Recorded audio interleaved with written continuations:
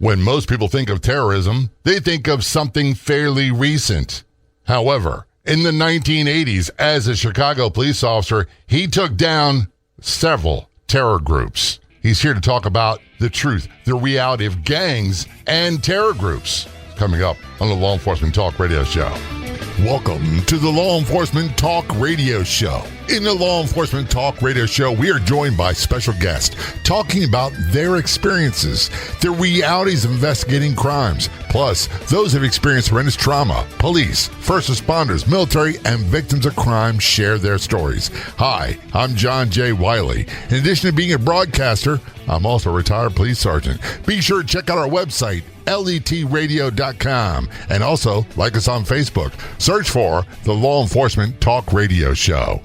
The Law Enforcement Talk Radio Show is brought to you in part by Breakfast with Champions, holding rooms daily in the Clubhouse drop-in social audio chat app. Download the app today. It is free. And join us in Breakfast with Champions, where everyone gets to see the table.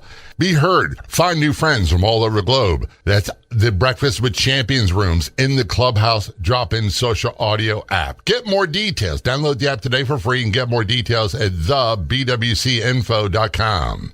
Contacting us from the west coast of Florida, we have Jim James Pastor. He's a retired Chicago police officer. He's also a lawyer. This dude has got more initials after his name. He's got JD. He's got something like PHP and CP and CPP or another. Jim, you got more initials than most thermometers have degrees. Thanks for being a guest on the show. Very much appreciated. Well, glad to be here. And by the way, Jim's website is securelawllc.com. He's author of multiple books. Just do a Google search for James F. Pastor, common spelling, books, and you'll find it. I think he's got 5 books. And before I forget, Jim, thanks for your service. That's also very much appreciated as well. Well, it's my pleasure. It's a noble business that we were in, and you do it for the love of people and for the service. Yeah, you don't do it for the money. I don't know of anybody that's gotten wealthy. I know of one or two. I can count on one hand and have a couple fingers left over. People that were wealthy when in police work that didn't need the money. Everybody else, they scrimped and saved and they sweated every dollar. It was something you did because you loved it. Yes, I totally agree with that. And it was, if you didn't get the bug right away, the ones that hung out and stayed and did a whole career, they got bitten by the bug somewhere along the line. For me, as a vocation, it was a calling before I even started into it. How about you? Yeah, me too. It's something I always wanted to do as a kid. And the lights and siren on the streets were exciting, and it's what's going on, and it perked up your attention, and that always was like a curiosity to me over the years. And then when you got on the job, it's one of those, I can't believe they're paying us to do this, because right. It was the greatest show on earth, and we literally had a front row seat. That's a quote that's been attributed to a lot of people. It really was the greatest show on earth. And I always say this, I sometimes don't miss a circus, but I do miss the monkeys I worked with. I worked with some great people. They were phenomenal police, and not just the police, the citizens, the people who lived in my area were great. Yes. And Yes. when it came to criminals, most of what we did, and I'm going to get to you in a second, most of what we did didn't involve criminals. It involved quality of life issues, and the ones where you did arrest people, 99% of them were not hardcore criminals. They didn't wreck your day, but man, that 1%, you had to watch out for them. Yes, I agree. And they even had that 7% adage years ago that most of the recidivists in that 7% range commit, a well beyond their number, 30, 40, 50% of the crimes. So there were some hardcore people, but there was a lot of good people that needed to be protected and just wanted to live their lives. And Chicago, by the way, had a great reputation for being an awesome police department. And in my opinion, it still does. I know it doesn't get great publicity sometimes. LAPD doesn't get great publicity. What people with the media and some people tend to focus on are the so-called negatives. And they totally lose sight of the 99.9% of great interactions that the officers do day in and day out. Yes. I have a lot of regard for the Chicago Police Department. I have a lot of regard for police officers generally, but there's a warm spot in my heart for Chicago PD. It's a great bunch of people. I love the city. I grew up in the city. I grew up in the south side of Chicago, and I had a kind of a street smart mindset as a kid, and took that into the streets and took that onto the job, and worked with some wonderful people. Some of them were killed on the job, yeah. and many of them were just legends on the job. And I had a wonderful opportunity to work in the gang crime unit. And at the time, I was the youngest, least experienced officer in the unit. And this was back in the 80s, and a lot of those guys in the unit were former Vietnam era guys. And, they went through the whole riots in the 60s. And these were some seasoned, salty guys that were, you would be with them and you would just feel the aura of who they are and why they are. And one of the guys in the unit, he was a legend. They called him Teen Angel, and he gave me the nickname Jimmy the Kid. And that was my kind of intro into the unit. I kind of earned that little moniker by a man in the unit who was greatly respected. And I became Jimmy the Kid, and I felt like now I had to earn that, and I did, and it was a wonderful opportunity to work with some of the best cops in the country, for maybe the world, and learn from them, but also just be around them and look at and understand their way of seeing the world and how they dealt with people, and you learned a lot from them. One of the ways that I knew I'd arrived, and by the way, it takes me back to my days when I was a rookie, and I say that with a grain of salt, because we all started as rookies. We didn't know anything. Came to the academy looking great, all shined up, spit polished and all that stuff, and clueless, absolutely clueless. But for a long time, the veterans, they wouldn't talk to us. And then you knew you arrived when you got a nickname. Me, I had Bigfoot because I wear a size 13 shoe, Squirt because I'm a big guy, Hoghead because of the size of my cranium, and Deep Throat because of my voice. Those were nicknames I got from other coworkers and also from the citizens, the people we policed among. Yeah, that's great. And you're right. The nickname tells you arrived, and it's an endearing thing, and it's a warm thing. And if the people then see it in that light, and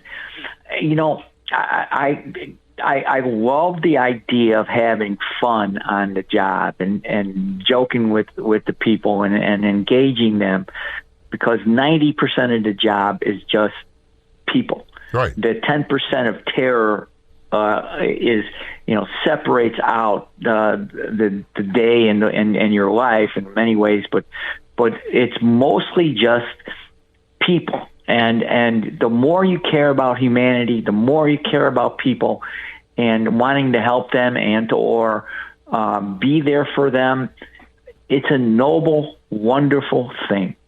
We're talking with Jim Pastor, and he is a retired Chicago police officer. He's also a lawyer, author of 4 books. He's a college professor. His website, securelawllc.com.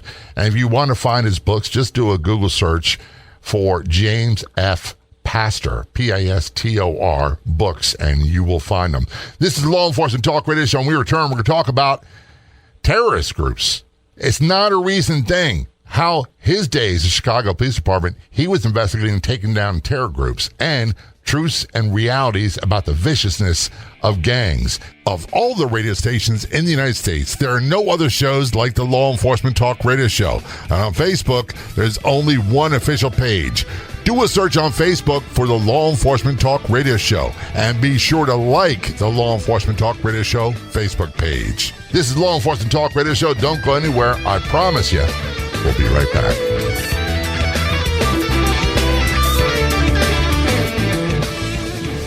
What is a desiccator cabinet? A desiccator cabinet is a specialized cabinet that maintains a low humidity environment to preserve your valuable samples and substances, preventing degradation. Where can you find the best selection, service, and great prices on desiccator cabinets? The answer is simple. DesiccatorCabinetsDirect.com. Go online and visit DesiccatorCabinetsDirect.com. That's DesiccatorCabinetsDirect.com. Now available on Amazon. Breakfast with Champions is my morning go-to. Working from home and being an empty nester, sometimes I really need to feel connected to people. I just open the Clubhouse Social audio app and I can listen in or participate in the live conversation in the Breakfast with Champions show. It's a great way to connect with people and be inspired. Breakfast with Champions, where everyone has a seat at the table. Download the Clubhouse app today for free and join me in Breakfast with Champions. Online at www.thebwcinfo.com.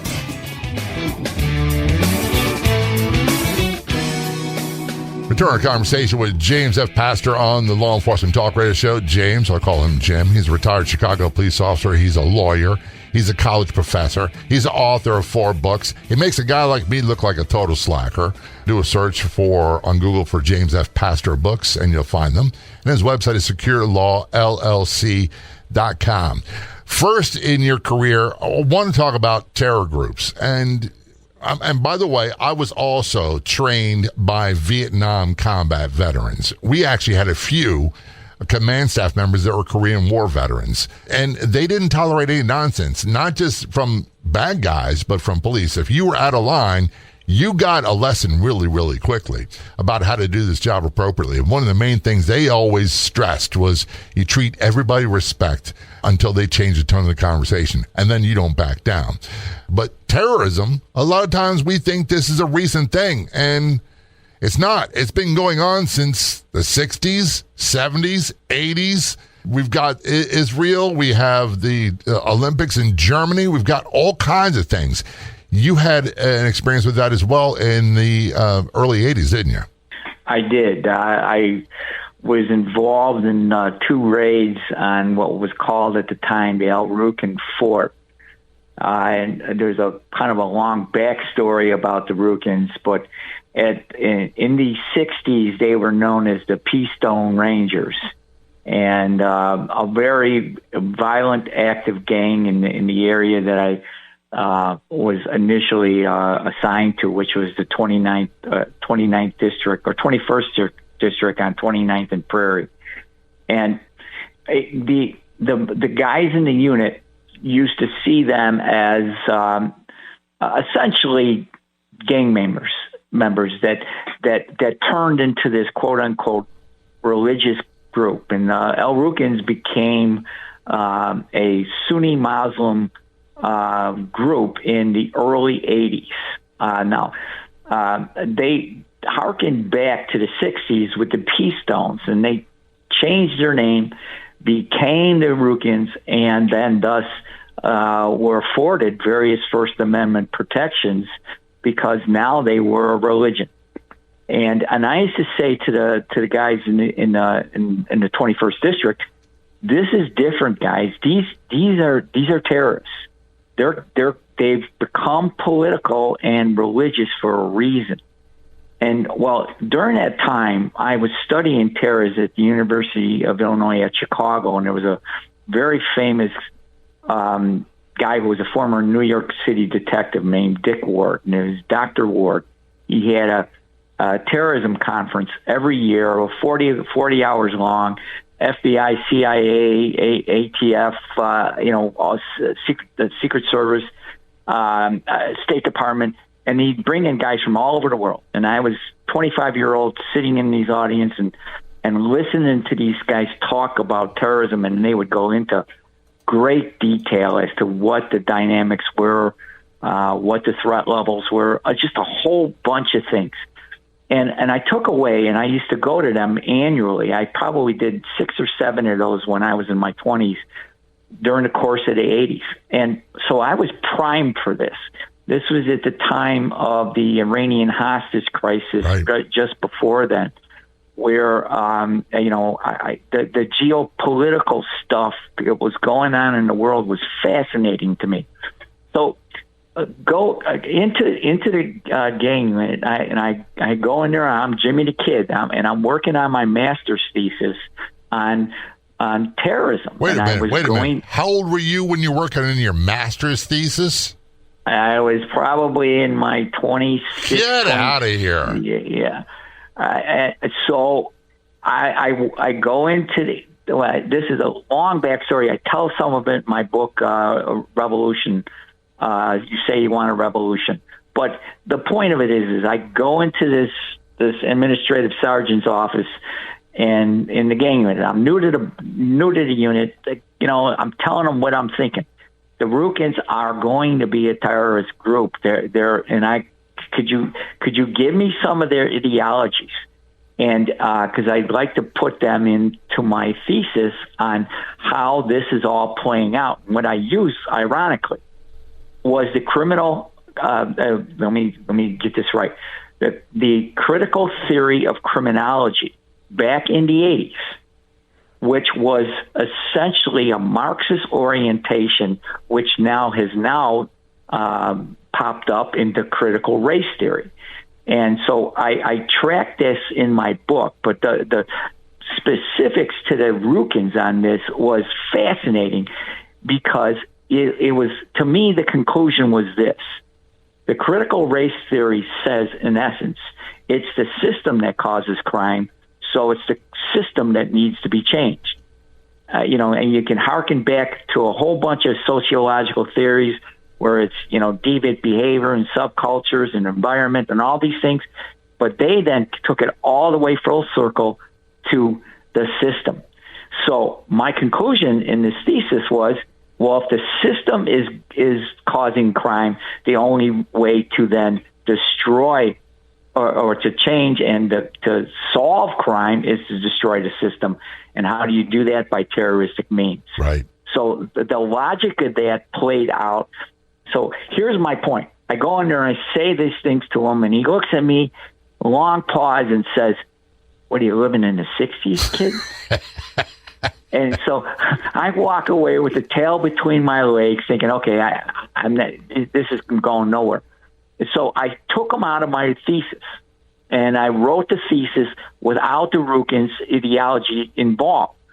Well, 2 years later, what happened? They conspired with Gaddafi from Libya to take down an airliner from O'Hare Airport. And literally the FBI stopped them with a law rocket in the trunk on the way to the airport. And I got to interrupt you there. People tend to think it's just a bunch of wayward kids that are a little misguided and they got a little gang going on. You said they conspired with Gaddafi to take down an airliner.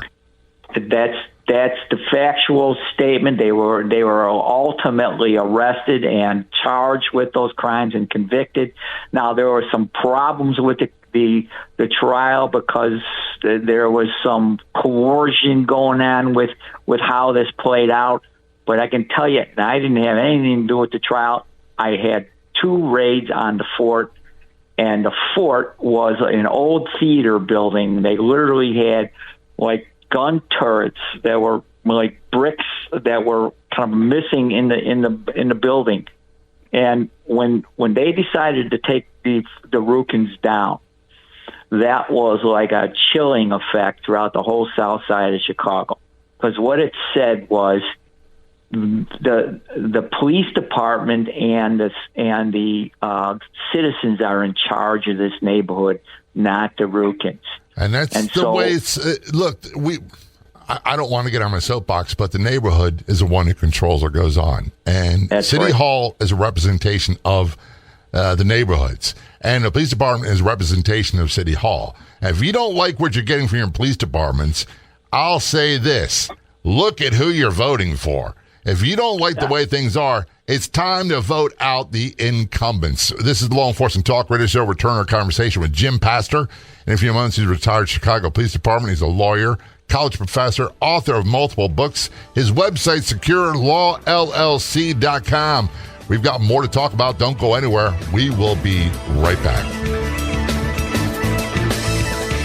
Hi, I'm Julie Loken, CEO of the Mediacasters, an omni-media company obsessed with Breakfast with Champions every morning on the Clubhouse social audio app. This inspiring community helps me live a bigger, bolder life. And the best part? BWC is free. Download the Clubhouse social audio app today and join me for your daily dose of inspiration in Breakfast with Champions. Both are free. Online at thebwcinfo.com. Learn how to unlock your potential to persuade, profit, and make a profound impact. All online and from the privacy of your home or work. Learn tips to skyrocket your influence and transform the way you communicate to increase your profits, success, and influence. Join us for an exclusive 90-minute live webinar that will revolutionize your ability to connect, convince, and convert. Get more details at letpops.com, letpops.com. That's letpops.com.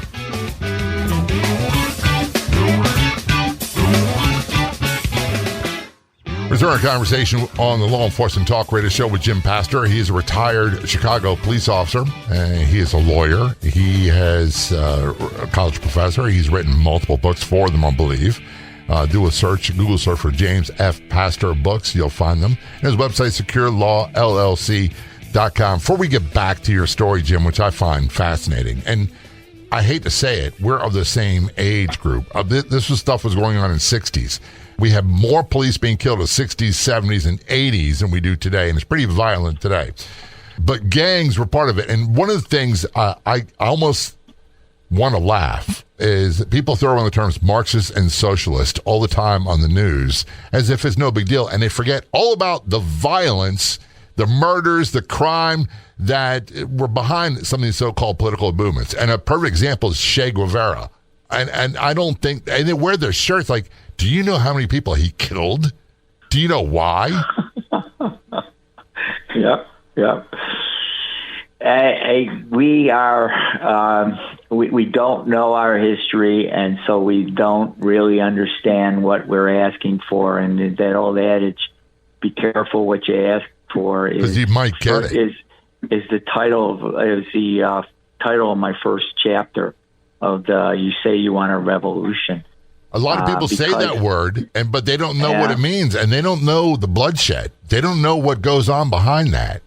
Yeah, I agree. And they don't want to do the fighting. They're not the ones that are being in the front lines. They're the ones with the megaphones behind saying, hey, let's protest. Let's exercise our right to free speech. Let's do that. Let's do all these other things. And throw around terms Marxist, socialist. I'm a Marxist, socialist. I'm a whatever. All right, good. Well, have at it. I personally feel that we're living in very interesting times, and the core of this society is being shaken. And I hearken back to the days in when I was a police officer in the 80s, saying that the ability to control the streets is largely gone in contemporary American policing, and that is a very dangerous circumstance for both police as well as society in general, and of course the citizens who live in any particular area. Controlling the environment is a crucial piece of the puzzle, but you don't control it with draconian efforts. You control it with the help and regard of the people. And that's why when we took down that Rukn Fort, that literally then, after 2 different raids and after some months and maybe even a couple years, the city went and literally tore down the big fort. And that was a statement to everyone in that area that the people were in charge. The Rukns did not run the roost, and ultimately, those folks who were accountable for the conspiracy to blow up an airliner that stems all the way across the ocean to Libya is a huge statement as to the impact of gangs in society. And then you kind of fast forward and you look at the Venezuelan gangs moving into this country, and I think the very real possibility that those Venezuelan gangs will battle it out with some of the established American gangs. Why wouldn't they? When it comes to profits and territory, that's what drives almost all feuds. Yep. And we have introduced a kind of a fuse into an already complicated powder keg. And here we are, and largely most of the American population is completely blind to these issues percolating around them. Now, there's some people that are getting it, and pitch my book. That's why I wrote 3 years ago. I was writing it. I'm basically saying we're coming to a point where there's a tipping point in this country, and I don't know how it's going to play, but it was my goal. I don't know how it's going to play either, Jim. And I had a conversation with my wife, the boss, the other day. I call her the boss. And I said, if I have to choose sides and fight, you're not going to like the side of me you see. And that's the question a lot of people need to be aware of. And I'm not saying I have allegiance. And remember, this is not recent. The Philadelphia Police Department, I forget what year it was, in the 1980s, they dropped a bomb on a house with gang members, a terror group in there. Chicago, and we think it's new where sheriff's departments close down drug houses and put a sign up, this property's closed. This is not new. We were doing this in the 70s and 80s in places like Baltimore, in places like Chicago, Philadelphia, New York. No, we're not standing for this nonsense. And if we're going to fight, we're going to fight.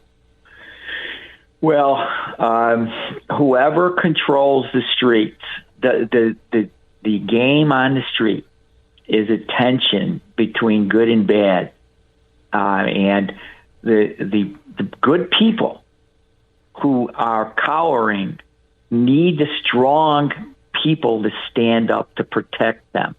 And once it's no different than the bully in the school that we all learned. That you confront the bully, he'll back down, and life changes. But there's this word or this attitude that goes on in the street, and that is to say, who's going to run this street? Now, I know a lot of people don't want to hear that because that sounds really aggressive and harsh. But it's the truth.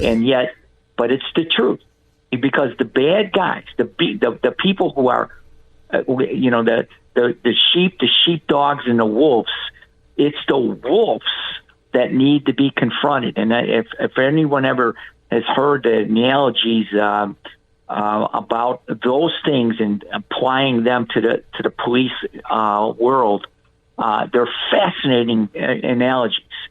But the point is this: the hardcore bad guys understand one thing, and that is strength or intimidation.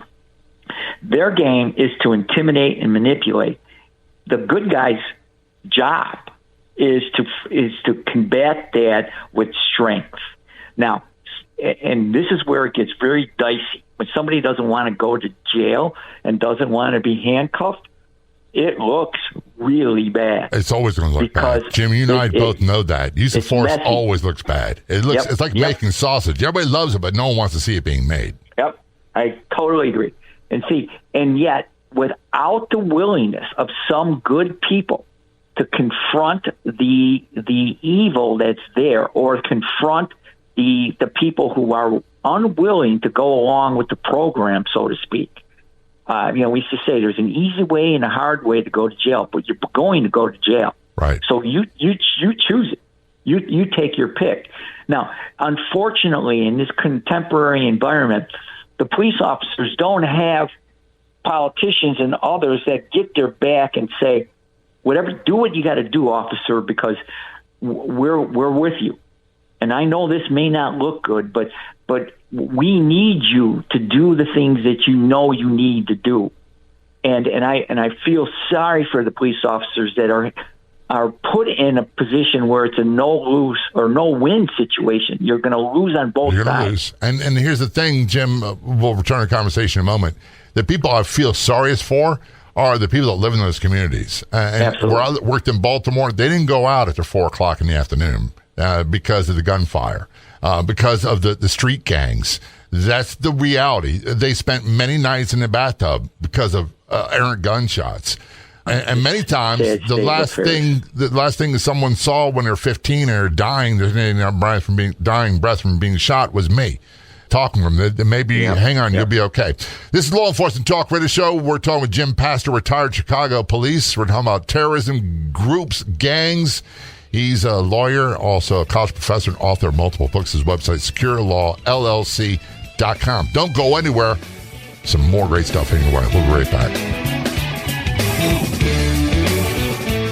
Remember when news was free? Be sure to check out the Newsbreak app. It's free. And be sure to follow the Law Enforcement Talk Radio Show and podcast on the Newsbreak app. Newsbreak is your #1 local news app for current events, free live news for you and your community. Download the Newsbreak app today for free. And be sure to follow the Law Enforcement Talk Radio Show and podcast on the Newsbreak app. That's the free Newsbreak app. Be sure to look for and follow the Law Enforcement Talk Radio Show and podcast.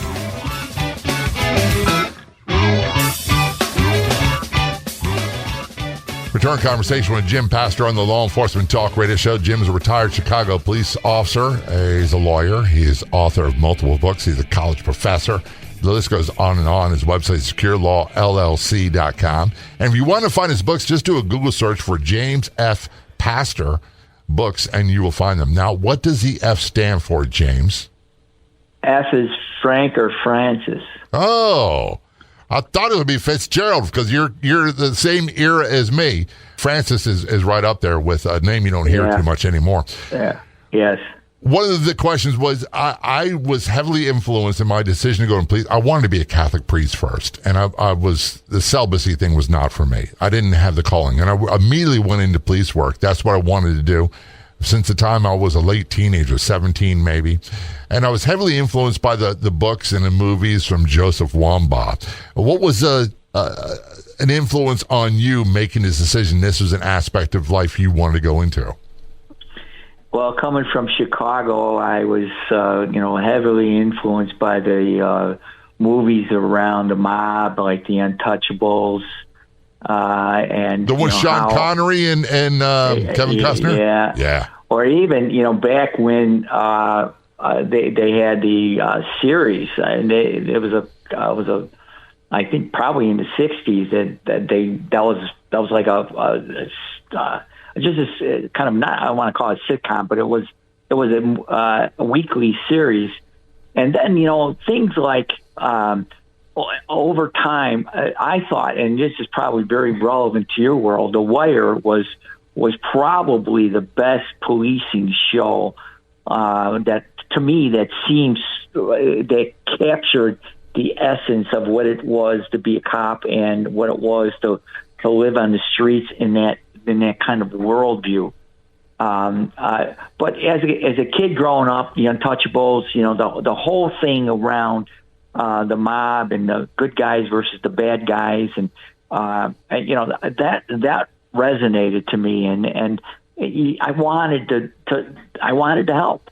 I wanted to be there for the people that were in need.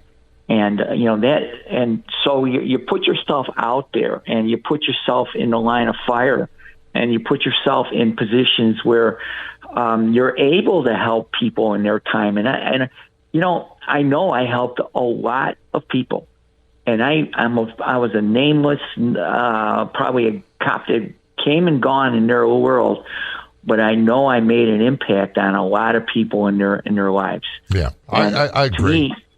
To me, that is good enough, because it doesn't need to have the acclaim of the media and others. Well, we had an old saying: if you wanted to be a hero and well liked by everybody in the media in City Hall, be a firefighter. That wasn't negative. We're like cousins. We tease each other relentlessly, but they're on the same side.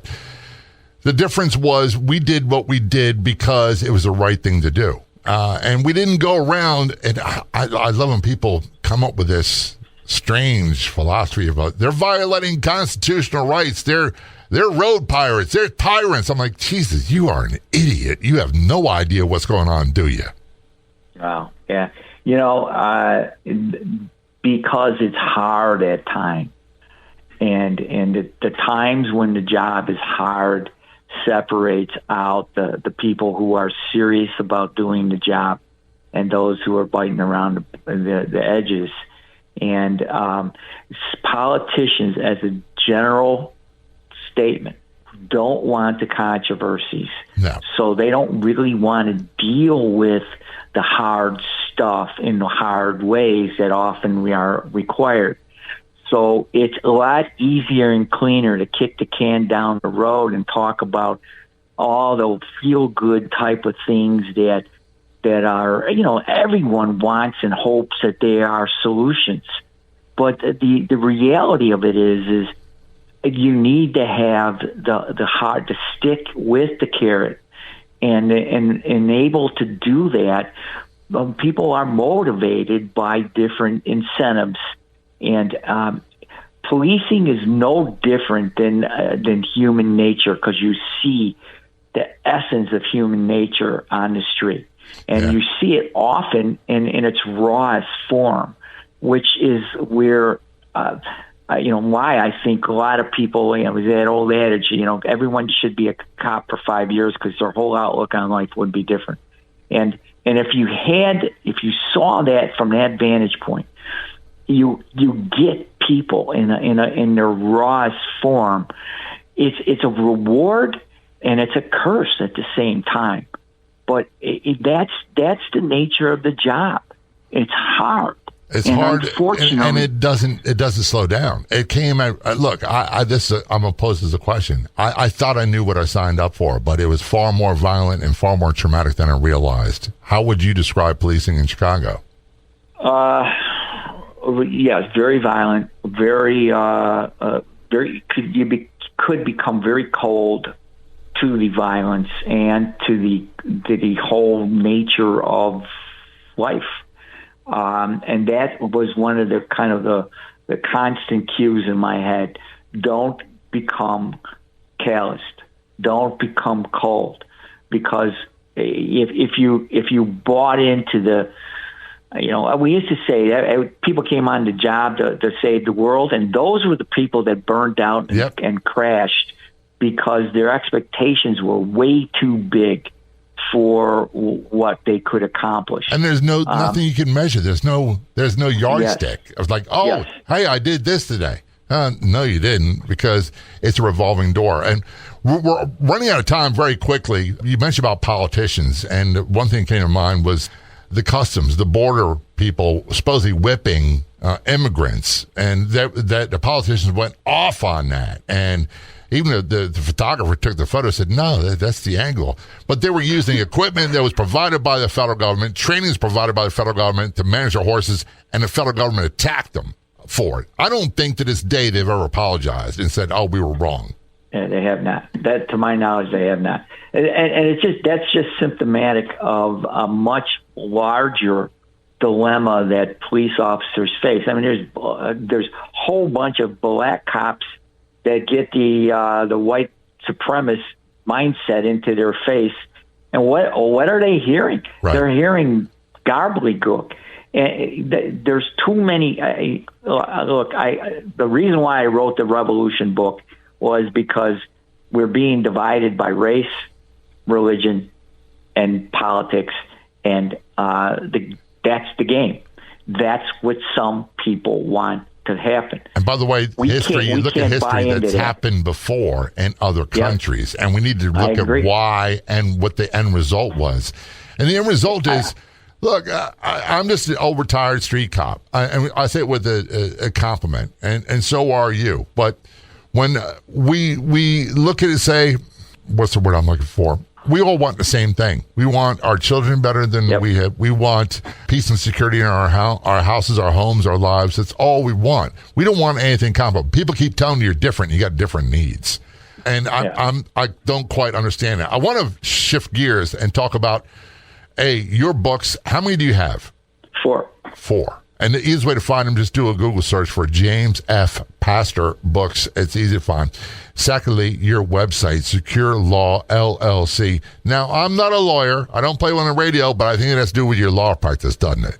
Yeah, it's also expert witness work. I do expert witness work on public safety and crime, security breaches and security issues. And I feel like that is a wonderful way for me to give back in the sense that I have a wealth of knowledge around how crime occurs and why crime occurs, but also beyond that, to the legal process. I understand how the legal process works. I've done 700 depositions. I know what it's like to look across the table of somebody and ask questions and get words on paper, and words on paper is all that matter. And there's a lot to be said for the system. The expert role in the legal system is crucial, and I feel very honored to play a role in that. And you can get more details at the website, securelawllc.com. Jim, thanks so much for being a guest on the show, and thanks for your service. Both very much appreciated. You're welcome. I'd like to thank our guests for coming on the Law Enforcement Talk radio show. The Law Enforcement Talk radio show is a nationally syndicated weekly radio show broadcast on numerous AM and FM radio stations across the country. We're always adding more affiliate stations. If you enjoyed the podcast version of the show, which is always free, please do me a favor and tell a friend or two or three. I'll be back in just a few days with another episode of the Law Enforcement Talk radio show and podcast. Until then, this is John J. Wiley. See ya.